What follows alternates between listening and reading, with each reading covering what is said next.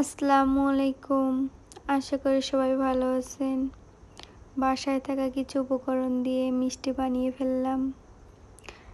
প্রথমে ২টা ডিম ভেঙে ফেটিয়ে নিচ্ছি। ভালো করে ফেটিয়ে নিতে হবে কিছুক্ষণ ধরে।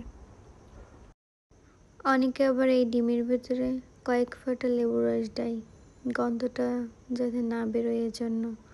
অবশ্য গন্ধ অতটা লাগে না মিক্সড করার পরে মিষ্টি। কেউ ইচ্ছে করলে দিতে পারেন।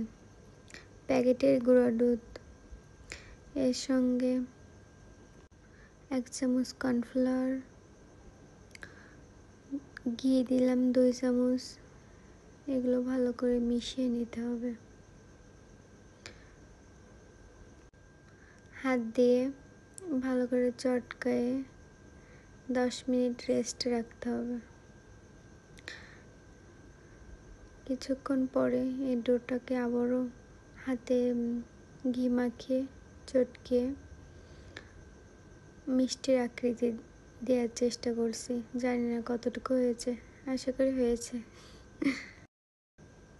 দেখতে অনেক সুন্দর লাগছে আশা করি। মিষ্টি সেবই হয়েছিল, রসমালাই বানাতে চাইছিলাম কিন্তু মিষ্টি সেবে চলে গেছিলো, একটু বড় বড় হয়ে গেছিলো। দেখতে ভালোই লাগছিল।